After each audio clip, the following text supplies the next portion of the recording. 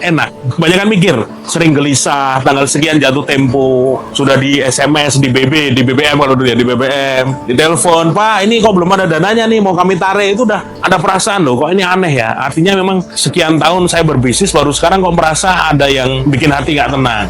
Untung, tapi nggak pernah bisa nabung. Kalaupun nabung, nanti kepincut pengen beli ini, mobil, atau apapun kayak gitu, ngutang lagi. Di awal-awal bisnis itu yang memang lancar, artinya beli motor misalnya bayar 2 tahun lunas, sudah. Godaannya adalah ganti motor baru atau nambah motor. Akhirnya utang lagi ke leasing. Terus-terusan kayak gitu. Kalau mungkin dalam agama Islam itu disebut istijrat. Istijrat itu dibiarin sama Allah.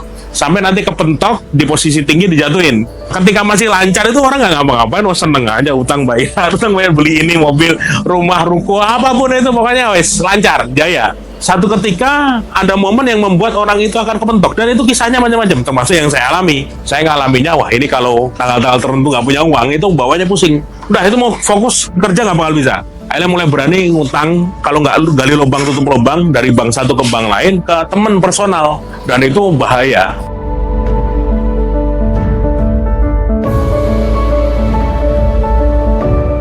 Memang sumber harta nggak berkah itu efeknya yang mana-mana ya. Jadi setelah saya mainan riba tahun 2005 sudah motor-motoran, tapi yang terbesar 2009. Ada ruko di dekat UGM itu saya beli, ruko 2 lantai, 600 juta. Kalau nggak salah uang saya cuma 100 juta, berarti yang 500 kan harus utang ke bank. Oke, habis itu saya renovasi, habis berapa ratus juta gitu, jadi 3 lantai, jadi bagus. Pas opening undang teman-teman 100 orang, bikin tenda, makan-makan, nutup jalan, wah kacau itu.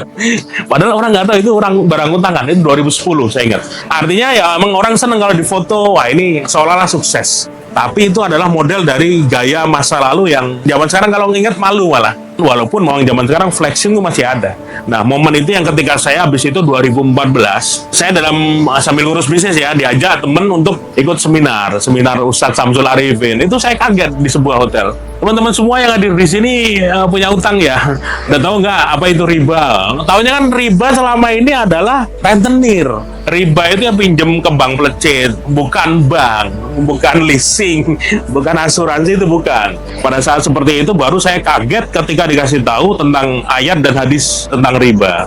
Bahwa riba itu adalah dosa yang ditantang perang Allah dan Rasulnya, kita bakal menang. Salah satu dosa besar seperti berzina dengan ibu kita sendiri.